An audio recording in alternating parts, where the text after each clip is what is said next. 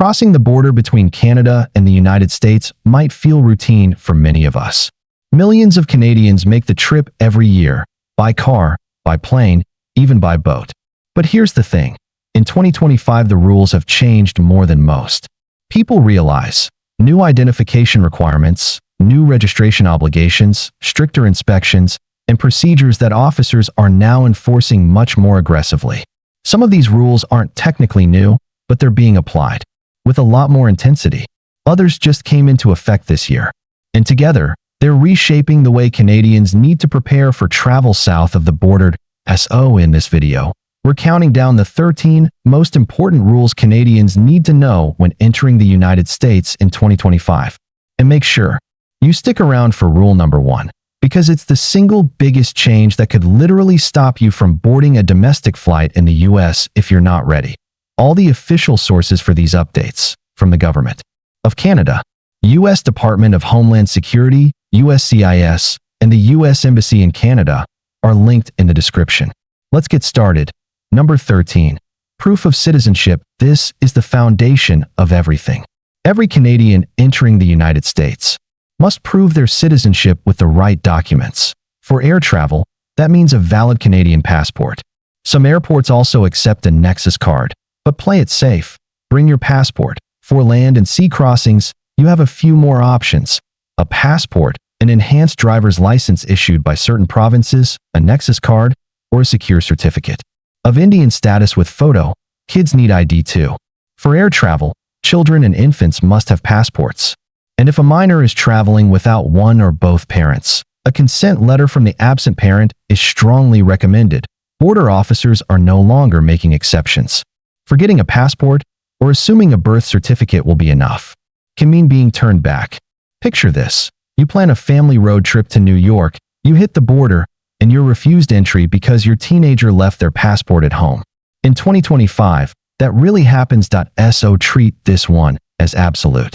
No documents, no entry. Number 12. No visa needed for most short visits. Here's the good news. One of the biggest perks of being Canadian is that you don't need a visa for most short visits to the US. If you're going for tourism, visiting family, or even short business meetings, up to about 6 months, you're visa exempt. But don't forget the limits. If you're going to study, work, immigrate, or represent a foreign government, you need the proper visa ahead of time.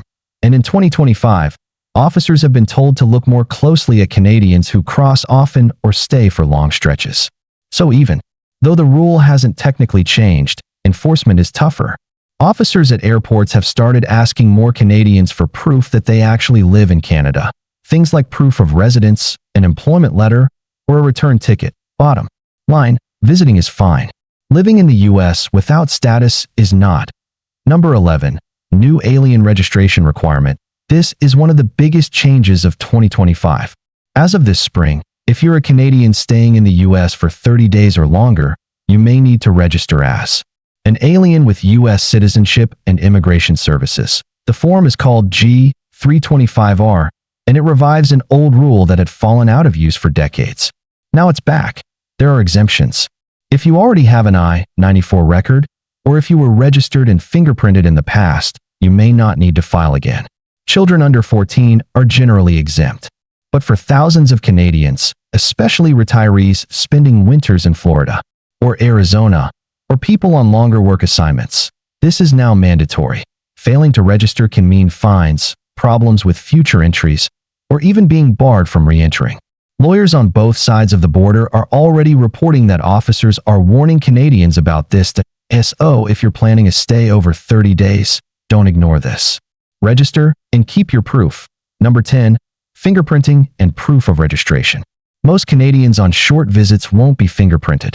But if you fall under the new registration rules, or if you're applying for a visa, you may need to provide biometrics. And here's the key. If you have registered, carry proof with you at all times. Officers have the right to ask for it. Imagine, you're in Florida, you get stopped for a routine check, and you can't show proof of registration. That could mean delays or even penalties. Simple advice. If you've registered, keep your paperwork handy wherever you go in the US. Number 9. Visa application updates starting May 1st, 2025. Any Canadian applying for a U.S. non-immigrant visa, for example, to work temporarily or to study, must complete the DS-160 form. This brings Canadians in line with global standards. Without submitting this form, your visa application won't move forward. So, if you're a Canadian student heading to a U.S. university this fall, or an engineer starting a contract with a U.S. company, forgetting the DS-160 could mean missing your semester or breaking a contract. It's not complicated, but it is essential. From May 1st onward, no DS-160, no visa. Number 8. Restricted entry for certain nationalities. On June 9, 2025, the U.S. introduced new entry restrictions targeting certain countries. For Canadians with dual citizenship, this can create complications. If you were born in or hold a passport from one of the restricted countries, you may face extra scrutiny or even denial of entry. Depending on the situation, the safest move is always to travel with your Canadian passport. And if you have another passport, bring both. That way officers can quickly confirm your Canadian nationality and process you properly. This doesn't mean all dual nationals are banned, but it does mean you could face longer interviews. Dual nationality now equals extra questions. Number 7. Pre-clearance expansion. This one's easy to get confused. In January 2025, Canada and the U.S. launched a new pilot pre-clearance program at Cannon Corners, near Covey Hill, Quebec. But here's the twist. It's actually Canadian officers stationed on U.S. soil doing pre-clearance for travelers entering Canada. That means you're technically dealing with Canadian law before you even reach the Canadian border. It's the first land pre-clearance pilot of its kind, and if it works, more crossings may adopt the model. For travelers, it could make the process faster. But remember, once you're inside a pre-clearance facility, you're subject to the laws of the country operating it. In this case, Canada. Number 6. Screening of electronic devices. This one surprises people every year, and in 2025 the warnings are stronger than ever. When you cross into the United States, border officers can legally search your phones, laptops, or other electronic devices. Without a warrant, they may ask you to unlock your device. If you refuse, you can be denied entry. That's legal under U.S. law, and Canadians don't have many options to challenge it. So protect yourself. Use cloud storage, minimize sensitive information on your devices, or travel with a clean phone or laptop. If you work with confidential data, plan ahead. Privacy is limited at the border. Number 5. Dual citizens. Carry both passports. If you're a Canadian who also holds another nationality, always travel with both passports. Why? Because officers can then quickly verify your Canadian citizenship, even if your place of birth raises questions. This is especially important in 2025 because of the new nationality-based restrictions we just talked about. Carrying both passports clears up confusion and prevents delays on both entry into the U.S. and your return to Canada. Number 4. Compliance with stay limits. Canadians are allowed to stay in the United States for up to about 6 months as visitors.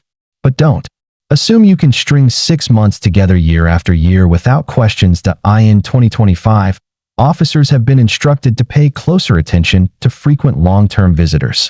If it looks like you're effectively living in the U.S. without proper status, you may be refused entry. So always carry proof that your stay is temporary. Things like proof of your Canadian residence, a return ticket, or evidence of employment. In Canada, and whatever you do, don't overstay, even by a few days. That can lead to long-term consequences, including future bans. Number 3. Criminal records and cannabis. The U.S. remains strict on these issues. Even an old criminal conviction can get you refused entry. A Canadian pardon doesn't necessarily help because U.S. border officers don't have to recognize it. Cannabis is another big one. It may be legal in Canada, but it's still illegal at the federal level in the United States. Bringing cannabis across the border is absolutely illegal, and even admitting to past use can make you inadmissible. Canadians are still being refused entry in 2025 for admitting to cannabis use when asked. So never carry cannabis, and be careful about what you say. Number 2. Travel advisories and heightened screening. In 2025, the Canadian government updated its travel advisory for the United States. The warning is simple. Expect more thorough inspections, longer interviews, and more secondary screening. That doesn't mean you did anything wrong. It just means enforcement is tighter So plan extra time for your trip, bring the right documents.